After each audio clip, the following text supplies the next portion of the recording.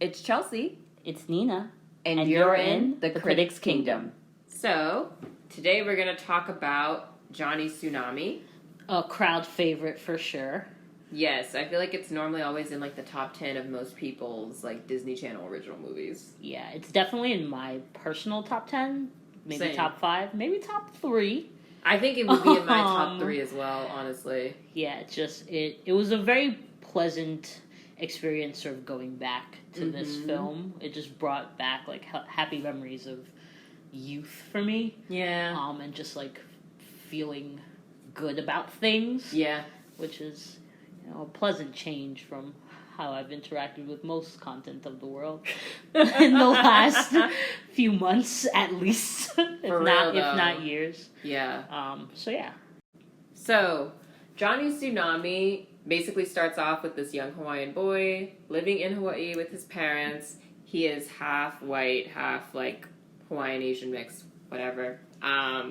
Loves his family, gets along very well. They're also all alive, which is, yeah, as we've said before, Mama, very rare for a Disney film. Like, Mama, Papa, grandfather, and grandmother. Never seen, but mentioned. But she's mentioned. And I mean, come on, that's just a perfection that he's the luckiest child in the Disney universe. As far as I'm concerned. In the DCOM universe, he definitely is. By miles. And his grandfather is like a legendary surfer called Johnny Tsunami, so that's kind of where he gets the name from. And even though his last name is Kapahala, not actually Tsunami.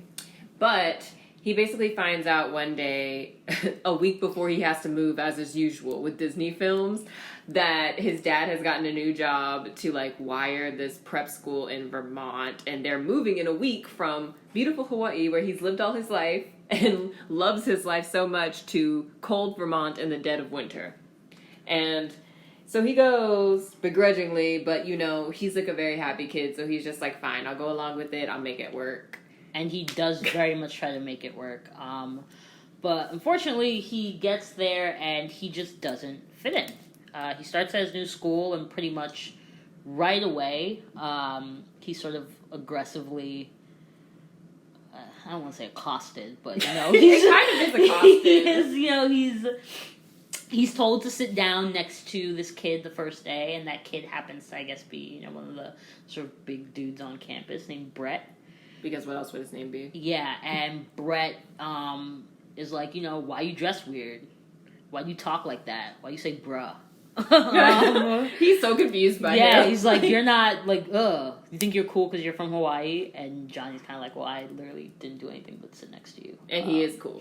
And and I am cooler than you. And like, but it doesn't have to be like that. But Brett's just not having it.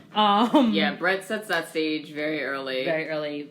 But meanwhile, like, there is another person at the school who, shocker, love interest. The lovely Kirsten Storms, who is Xenon, for those who are unaware. She likes Johnny, both eventually in a somewhat romantic way, but mainly, she thinks she's like, he's a nice person, and he's new, and she wants to help him out. But she's also the headmaster's daughter, and Brett feels some weird unclear as to why he thinks he would have this possessiveness over her. And is like, no, like, stay away from Emily, stay away from all of us. Right. We don't like you. So that's basically his first couple days at school. They're not fun. But then, I guess, at school, the kids learn that he is the grandson of this famous surfer, and that Johnny Kapahala himself, or I guess Johnny Kapahala, can it be a junior if it's a generation between? Whatever. Anyway, Johnny, it literally doesn't matter. It doesn't. Johnny, he also is a really great surfer and has won, like, some small, like, kid competitions, I assume. And I guess to the point where he showed up in, like, like a kid Sports Illustrated sort of situation. So, some of Brett's friends find that, and, they sort of come up to him asking him about it, and because Brett feels deeply threatened, Brett's like, I bet you can't ski, And Johnny's because like, that's all they do in this school. It's basically like a skis, like it's like that's what they do for their outdoor activity instead of being like let's go play basketball or football. It's like let's go or an amalgamation of sports. Yeah, like a soccer in the fall, basketball in the winter situation. All they do is ski. Nah, it's like just skiing all the time. We just ski all day. All day, every day. At Skyline Prep. Or isn't it Academy? I feel like it's isn't it Academy? It doesn't matter. It's all the same. It's either an Academy or Prep, but just know either way, the rich white kids go. Is the point. The rich white kids go to this school. So yeah, they go out onto the slopes, and Johnny tries to ski. He fails miserably because skis are not intuitive at all. I can attest to that. Everything that you would naturally do with your foot when you're walking does not work for a ski. It literally makes you like tumble in the snow. It's very unpleasant for a first timer. I can understand Johnny's pain. But he doesn't do very well on those slopes, and Johnny was going to kind of use that as his way to sort of,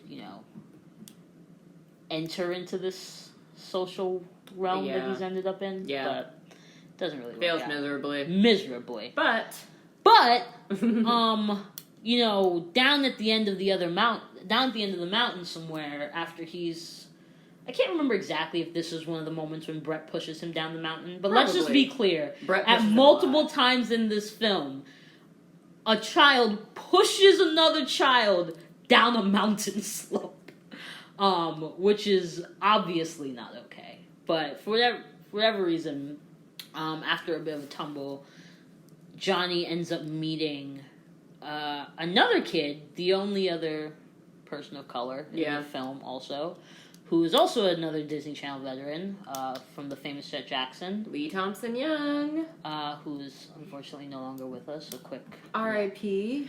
Yeah, we miss you, bro. But he plays the wonderful Sam Sterling, and he's the son of a Marine Corps officer, so he moves every couple of years, and he's only lived in cold places. So he can sort of understand Johnny's pain on a fundamental level. And he goes to the public school. Where they snowboard. Right. Because that's what public school kids do. So he's like, yo, other person of color, let's snowboard. Let's teach you how to snowboard. And then Johnny's like, you know what? That sounds tight. So then they go do that. And Johnny fails at first, but unlike Brett and all of his ilk, the public school kids actually encourage him, and they're like, we'll teach you how to do it. And so he eventually gets it because it's more akin to surfing than skiing is. By miles.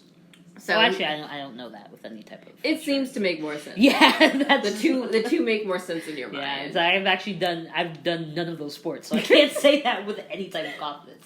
And he also makes friends. He loves these public school kids, and he loves Sam, and he's like, I've got my little friend group now, and he and Sam get really, really close. Also because Johnny's very naturally talented on the snowboard. Yeah.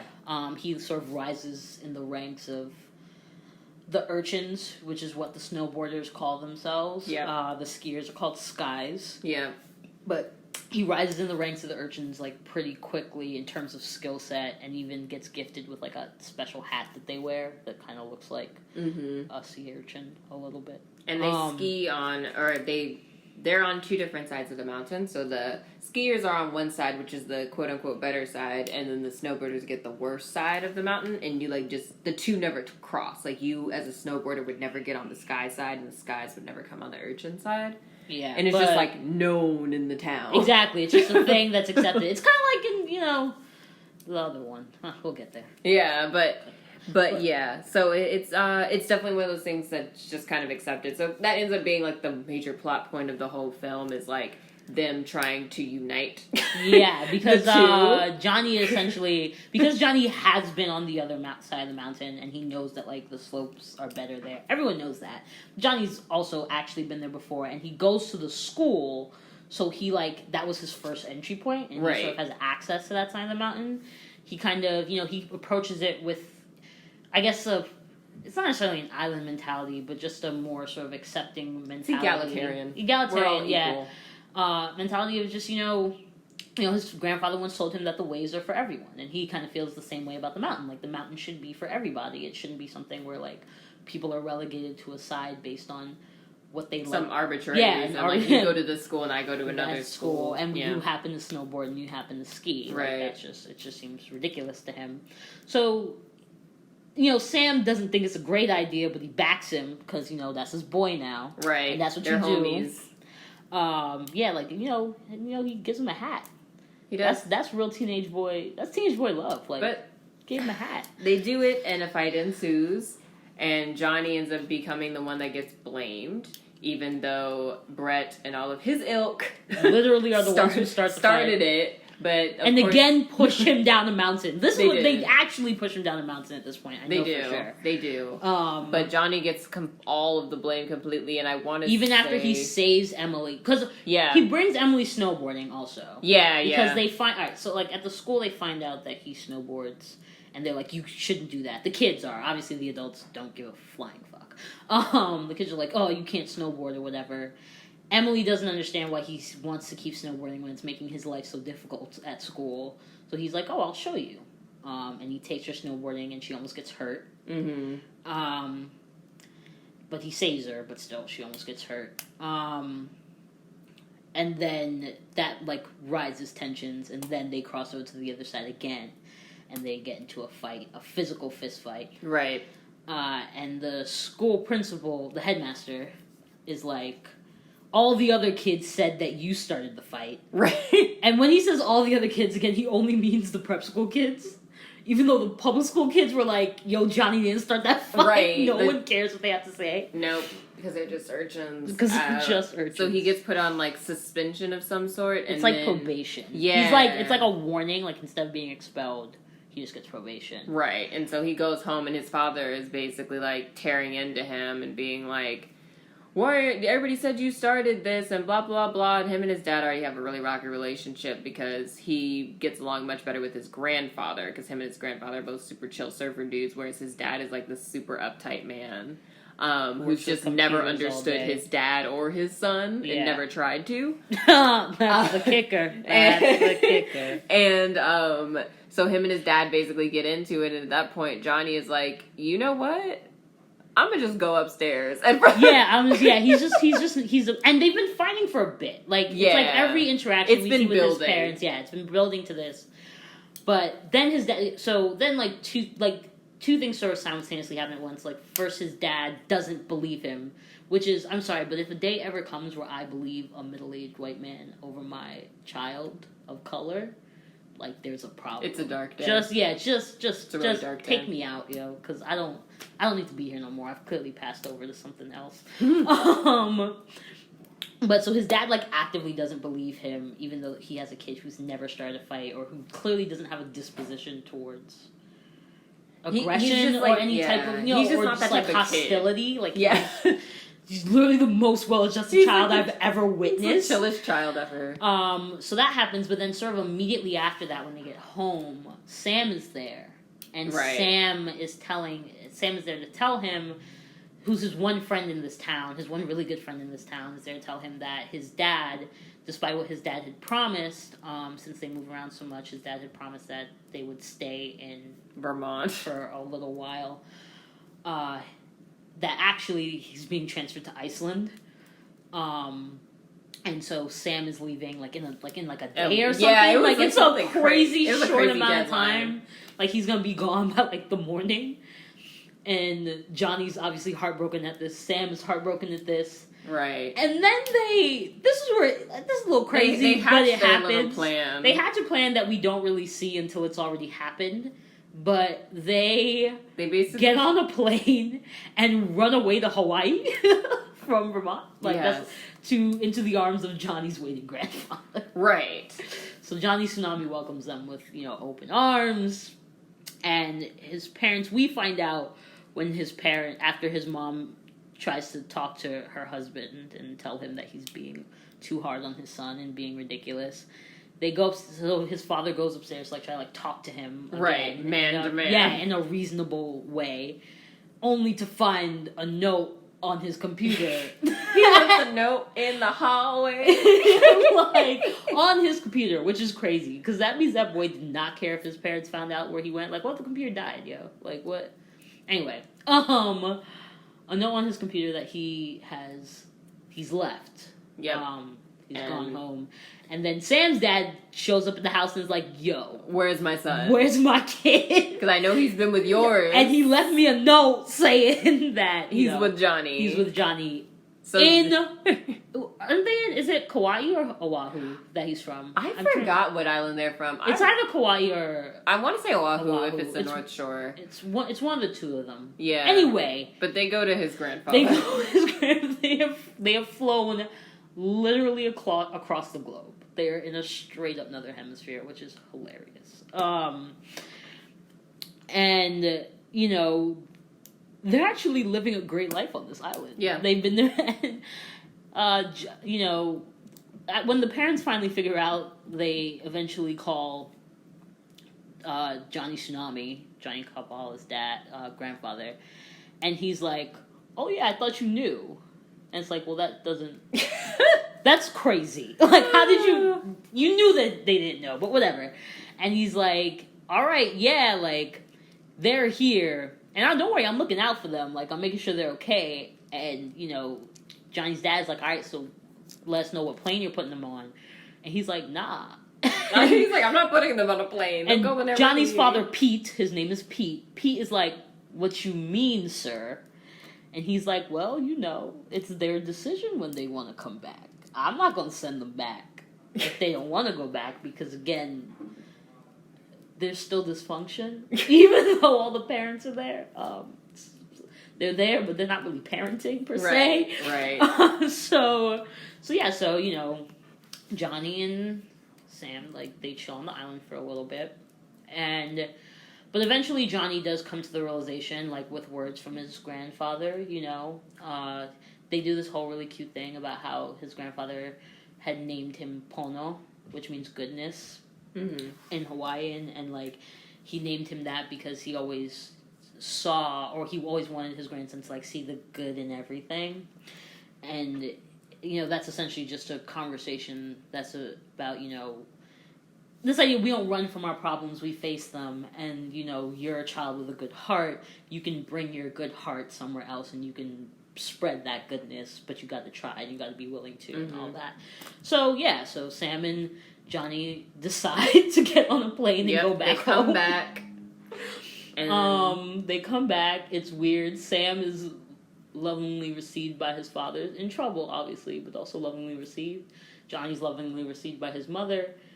His father's real mad. They end up still fighting. Like, it's just, it doesn't... It basically didn't do we don't talk about Pete. But, essentially, Johnny comes back, and what he ends up deciding to do is to challenge Brett to a...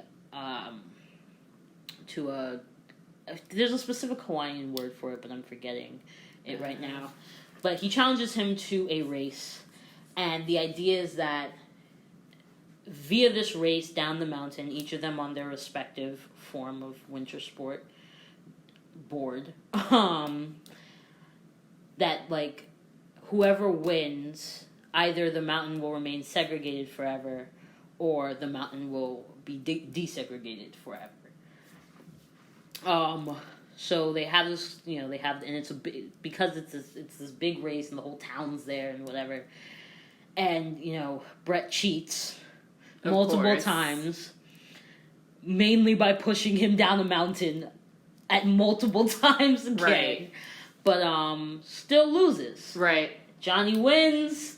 The mountain is now now everybody can ski whenever they want.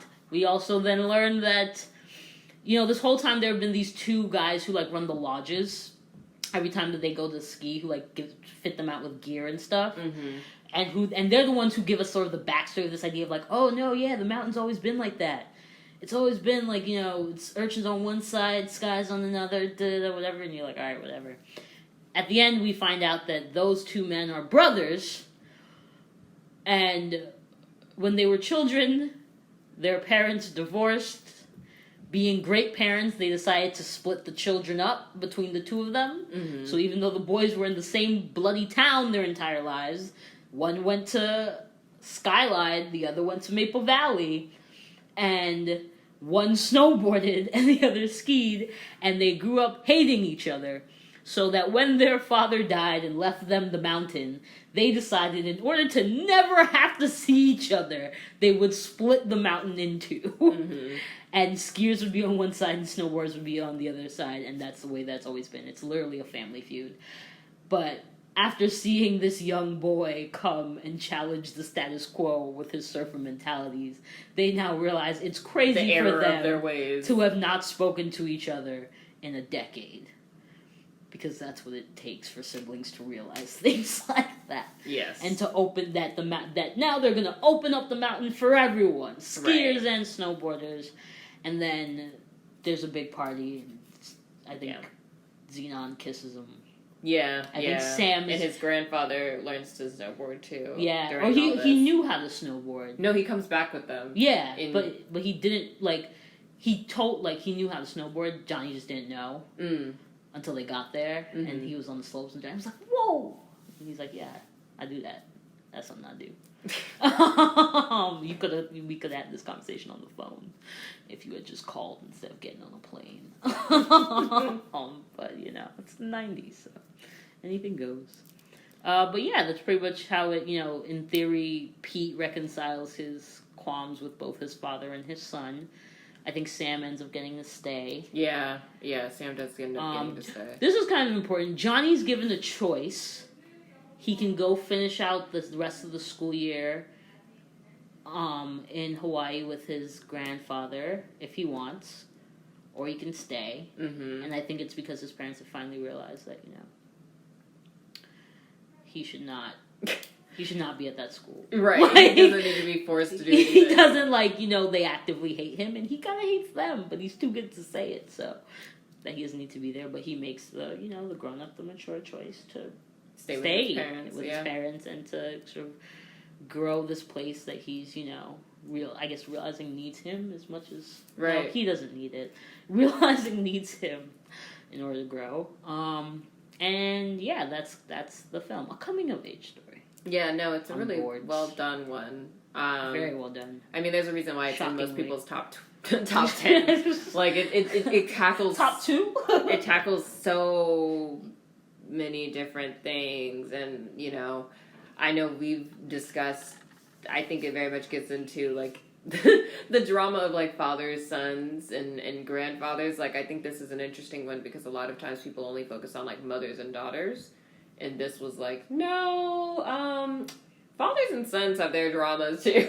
Yeah, and I think I appreciated the multi-generational aspect of that. How they, because that is a huge part of this, and it's sort of interesting, this way in which, the way that kids rebel, right? Because you can tell that Johnny Tsunami, right? So old Johnny was probably pretty lax. Probably was definitely really, you know what I mean? He definitely gave Pete no structure. Yeah, he probably, he's he's the type that would give him the joint to smoke. Right. You know what I mean? Not to say that they did, there's no implication of any of that. I'm just saying, it's that type of, that's the type of parent I want to be. But, he definitely gave him, no sense of, I think, you were saying before, stability, and then just no structure. And the thing is, kids do need some sort of structure. Yeah. The kids who don't have it crave it, and they'll find it wherever they can. Exactly.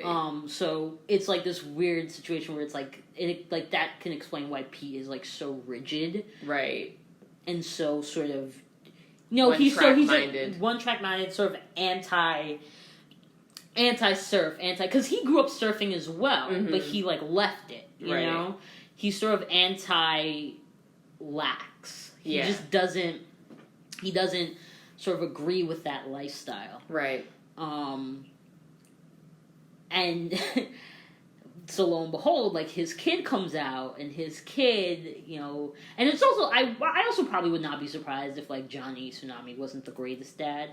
If he was out surfing, Pete was like, "Dad, I really like these robots. Robotics look really cool." And his dad was like, "Oh, I'm gonna go catch a wave, or I'm gonna go, travel to wherever to catch a wave." And Pete was like, "Well, the fuck." What about me? What about me? But it turns into the reverse. He ends up doing the same thing to his own kid, where there's a part where Johnny is literally well, Dad cares about work like more than he cares about us. Right. This was a little pet peeve of mine at the very top. I'm just gonna share it with y'all. Chelsea has heard it many times. But at the beginning of the movie, we see that this man's like work desk is in the center of the fucking living room, like in the middle of it, and it's just the message that sends. You know, it's the living room. This is where family time is supposed to happen, and you have literally situated your like career in the middle of that.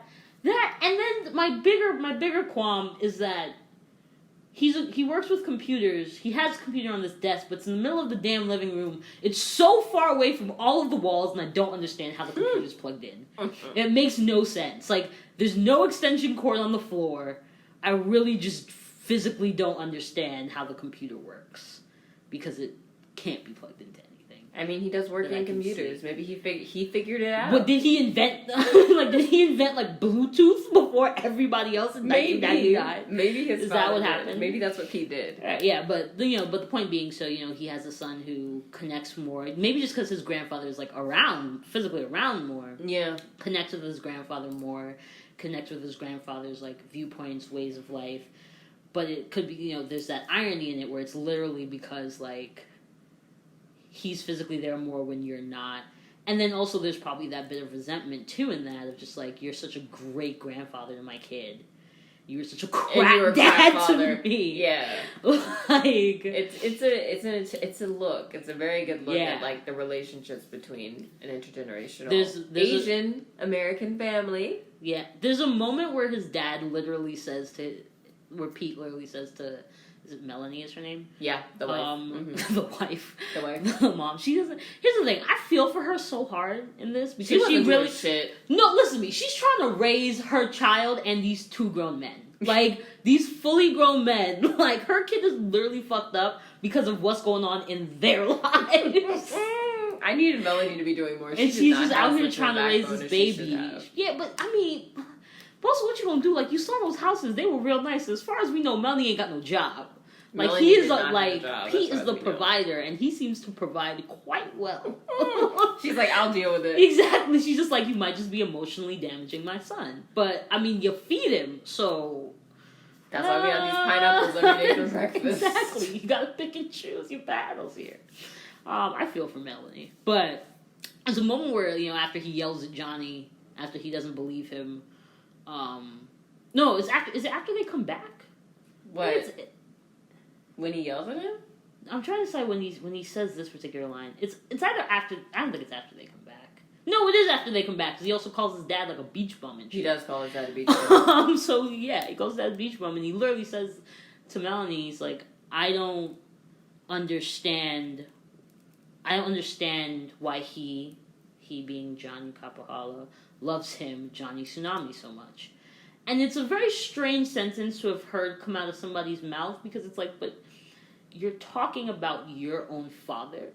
Like, you don't understand why you're... Son. Exactly. Like, you don't... So you don't love your father that much? That's what I'm getting from That's literally what he said. He's like, I don't like him that much, so why do you? Exactly. And it's such a straight, like...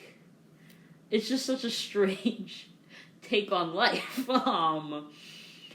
But yeah, so it goes into that, and I don't know if it resolves anything. I really don't think it does, but I think it gets to a point of just like this understanding that is passed between Pete and Johnny of, first of all, like Pete trusting more in his son, right, and trusting that his son, like even if his son spent a lot of time with his grandfather or whatever, that like he's getting the best of him, and he's taking away like the best qualities, like the same qualities that you took away from your dad, whether or not you realized it or wanted to, like the best of you that like your wife fell in love with, which she also tells him, like, I fell in love with like the less rigid version of you, right, and the less like obsessive version of you, and your kid, and like Johnny has all of that. And, like, learning to sort of trust in that kid a bit more and trust that you're raising someone who's, like, capable. And at the same time, like, Johnny having to learn to, or it's really Pete having to prove it, because I really do stand by the fact that they're not parenting him well at all. Why didn't you buy him a coat? why didn't you buy him a coat? Like, yeah. He got off the plane. And they did not. And he was in short sleeves during a blizzard. Why didn't he have a coat? Y'all laughed at him. He didn't have a coat. He didn't have the right clothes when he showed up to school. You didn't give him a uniform. It was just like, these are just basic things. Basic things. And I guess so it is all Pete's lessons, because I really don't think Johnny is at fault for... No, Johnny's actually a strangely well-adjusted kid for a DCOM. He does everything pretty right. Oh, yeah, we decided Pete's the one that needs therapy in this. Yeah, not Johnny. It's really not Johnny. Johnny would need therapy for dealing with Pete. Exactly, much, much later. But if he were a less well-adjusted kid. But he's a very well-adjusted child. Because whenever he gets upset, he just goes and surfs. Yeah, he gets... So the water just wash him outlet. Free. Yeah, he has his all of these issues. Which is very healthy. Very, very healthy, clearly. So yeah, and Pete also needs to learn to have his kids back, because he clearly doesn't. Right. He doesn't believe him. He doesn't trust him to make the right decisions. You know what I mean? Like, he doesn't respect him or his choices. No. So yeah, there's that aspect of the... Also, Pete is an anti-Asian, so therefore, he can go. With that. They have... I just finished watching Versace, so I'm kind of in a place where I'm just like, Asian men named Pete. I'm over 2 on him, so I don't know. I don't know. He's just very no offense to the Asian Pete's out there. I'm sure you're all lovely people, but he's very skinfolk and kinfolk. That's what Pete is. Like, this particular instance. He's not trying to help out anybody. I really can't imagine a situation where I would not believe my child over the plethora of white children in front of me. He's dead inside. He is. It's all of the parents are alive, but Pete is dead inside, so that's the death of the story. That fills that void in the Disney Channel storytelling machine. And I think overall this is like a really good story about segregation in class that's not told in like a hit people over the head with it type of way. But I feel like a lot of times you get it served because it's not having to deal with race.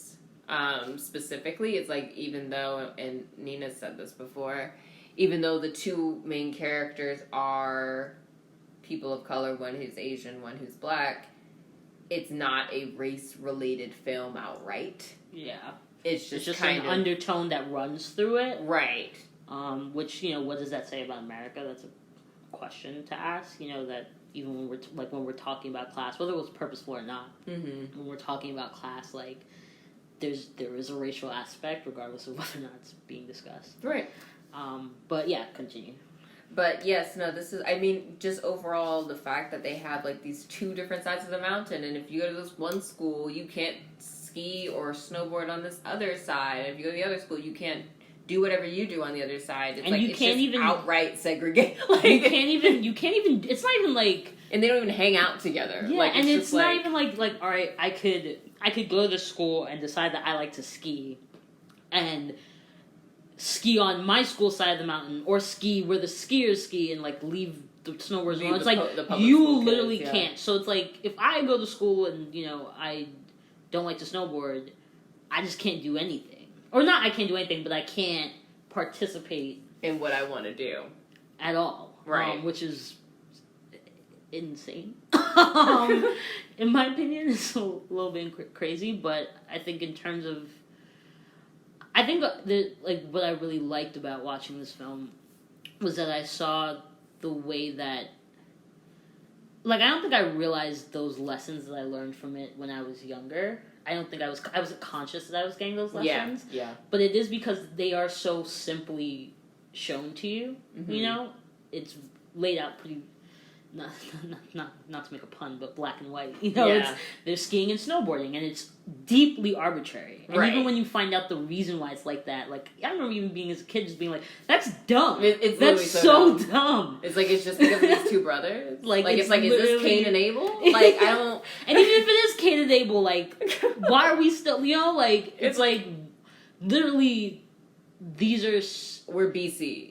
And we're doing it based on someone else's... This is about somebody else. This isn't about what's going on with us.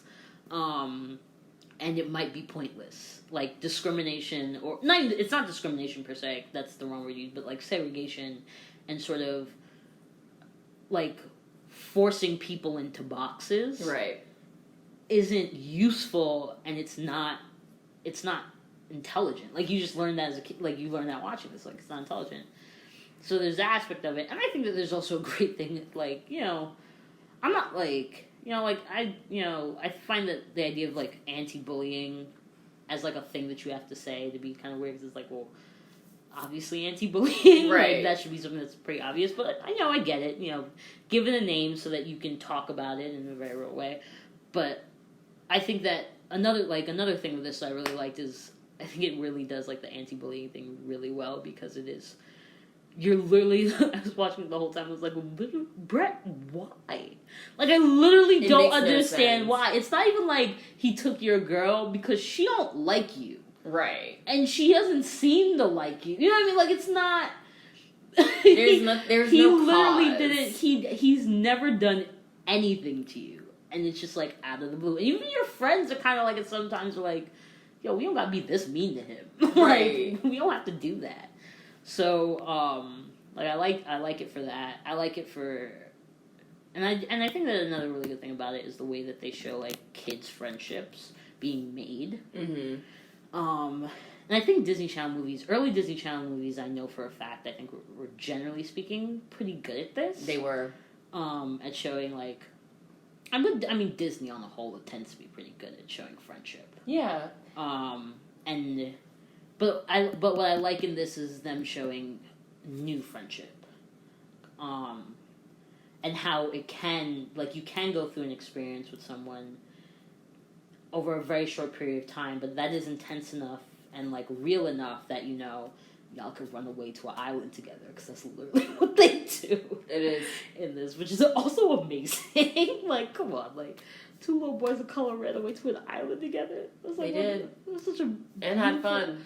You know, I guess, you know, maybe not black boy joy, but all boy joy. You know, like brown boy joy. Brown boy joy. Literally dancing in the, like, surfing in the sun. Yes, like, that's they were just, having that so is much fun. Beautiful. And that just made me happy. Made my heart sing. In a very fun way. But yeah, no, I think it is. It definitely tackles, like, bigger issues, but it puts them in such a way that it's very. It's just a lot easier for people to understand, a lot easier to digest, which you need for kids films.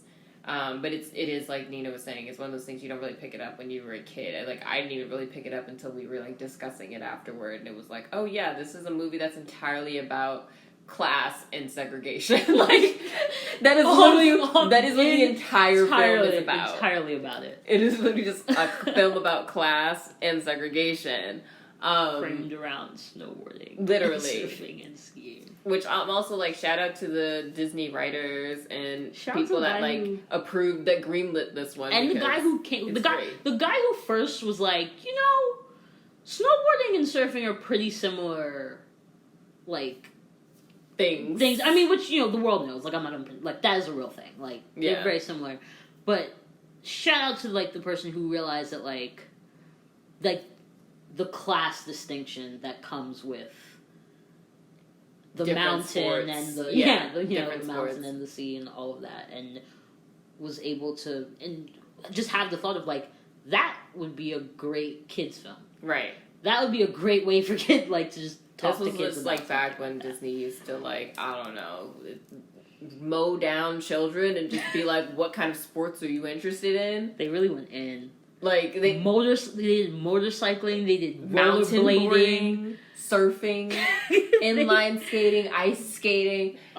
They did that one where they were in those little cars. Go-karts? Not go-karts. No, it wasn't go-karts. It was, it's what's it called? They had a race driving girl. It's Miracle. Oh yeah, they did race cars. And then they did Miracle on Lane something. Yeah. Frankie Muniz. Like, they really, like, they went deep into the world of sport in the 90s. I don't know what brought it about, but in early 2000s. Yeah, they were like, that was their bag. Were all about it. They were all in that bag. $1 million cook-off. Oh my god, we're gonna have so much fun doing this. Oh, I love it. These movies are so good. Well, they're fun. These movies are so fun. They're fun.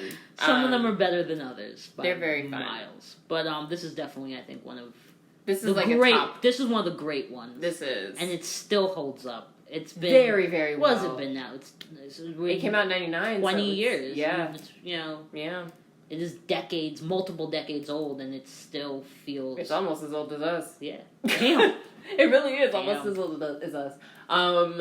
But yeah, I mean, so for the final question, would you let your children watch this one? I would...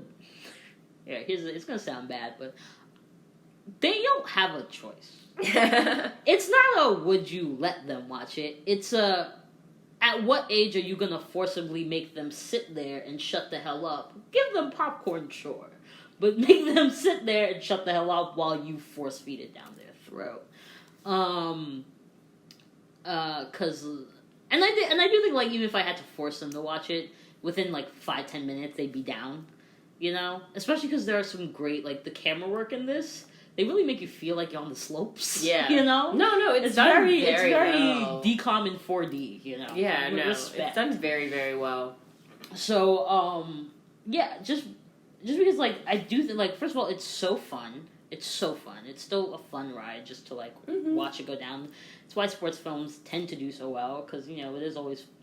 It's fun, the adrenaline, the excitement. Yeah, you get all of that, but you get it in a safe way, you know, without, like, guns and knives and shit, which is nice, especially in our climate. It's, you know, nice. There's a nostalgia aspect in the way of, like, a personal nostalgia. Like, I loved this film so much as a kid, and I don't know, I guess it's in the same way that, you know, like me showing my kid Miracle on 34th Street at Christmas, or, like, Home Alone at Christmas. Right. It's like, they're not going to have a choice in that. It's going to be on, and they're going to have to sit there and watch it, and they'll probably enjoy it, but they're going to have to watch it, you know? Like, that's how I, like, this is one of the, like, you know, that's how I kind of feel about this film as well.